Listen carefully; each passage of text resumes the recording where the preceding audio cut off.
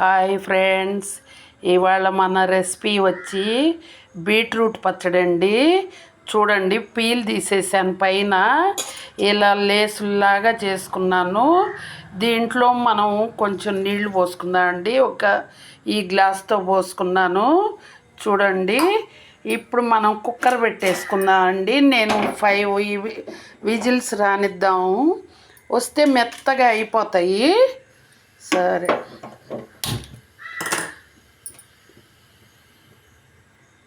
చూడండి అండి, రెడ్ కలర్గా వచ్చేసినాయి వాటరు. మనం మిక్సీది పెట్టేసుకుందాము, 5 విజిల్స్ రానిద్దాము. చూడండి ఫ్రెండ్స్, మనం కుక్కర్ పెట్టుకున్నాం కదండి. నేను 7 విజిల్స్ రానిచ్చాను. బీట్రూట్ చాలా గట్టిగా ఉంటుంది. ఇప్పుడు చూడండి, ఉడికిపోయింది. ఇదిగో ఇలా అనంగానే నలుగుతుంది. మనకి ఇది మిక్సీలో నలిగిపోద్ది. చూడండి, ఇలా అయిపోయింది. ఇవ్వండి, మిరపకాయలు తీసుకున్నాను, ఒక 6-7 మిరపకాయలు. ఇవి బాగా ఘాటుగా వేయండి, అందుకని నేను కొంచెం తక్కువ తీసుకున్నాను. ఇవి బాగా వేయగాలి. ఈ గుంటూరు మిరపకాయలండి, అందుకని నేను కొంచెం తక్కువ తీసుకున్నానులే. మంట ఎక్కువ ఉన్నా తినలేము, బీట్రూట్ పచ్చడి కదా అని. చూడండి, మనము బీట్రూట్ పచ్చడిలోకి ధనియాలు, పచ్చిపప్పు, మినప్పప్పు, పచ్చి కరివేపాకు ఇంతవరకు వేసి వేయించుకోవాలండి. ఇదిగోండి, మిరపకాయలు వేగిపోతున్నాయి. చూడండి, మిరపకాయ వేగకపోతే బాగోదండి పచ్చడి. ఇదిగోండి ఫ్రెండ్స్, మనం వేసుకున్న గింజలు. ఈ పచ్చడికి కరివేపాకు వేసుకోకపోతే అంత టేస్ట్ ఉండదండి. కరివేపాకు కూడా మంచి టేస్టు. చూడండి అండి, మంచి కలర్ వచ్చేసినాయి. ఇలా బాగా బ్రౌన్ కలర్ రావాలి. బ్రౌన్ కలర్ వచ్చేదాకా వేయించుకుంటే సువాసన బాగుంటుంది.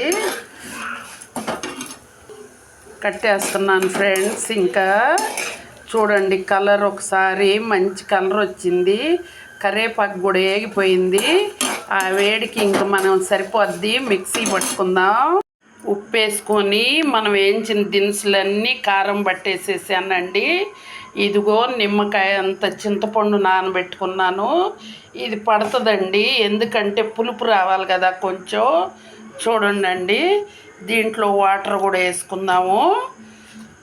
ఎందుకంటే బీట్రూట్ మనం మిక్సీ పట్టంగానే గట్టిగా అయిపోతుంది, అందుకని కొద్దిగా వాటర్ ఫ్రెండ్స్. పట్టిన కారంలోనే బీట్రూట్ ముక్కలు చిన్నులపై వేసేసాను. మనం ఇంక మెత్తగా మిక్సీ చేసేసుకుందామండి, తర్వాత పోపు. ఫ్రెండ్స్, పచ్చడి రెడీ అయిపోయింది. ఇప్పుడు మనం పోపు పెట్టేసుకుందాం. నూనె కూడా కాగిపోయింది. చూడండి, ఆవాలు వేసాను, మినప్పప్పు వేస్తున్నాను. ఇవ్వండి పచ్చిపప్పు. మనం జీలకర్ర ఇందాక పచ్చళ్ళలో వేసుకోలేదండి, అందుకని మనం జీలకర్ర తిరగమాతలు వేసుకున్నాం. పసుపు కంపల్సరిగా వేసుకోవాలండి. పసుపు వేసుకుంటేనే ఏ పచ్చడికైనా కలరు, టేస్టు అన్నీ బాగా వస్తాయి. ఇవ్వండి,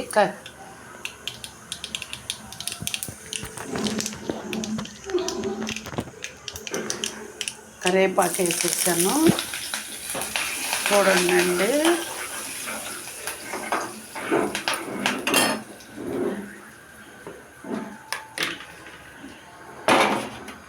చాలా టేస్ట్గా ఉంటుంది.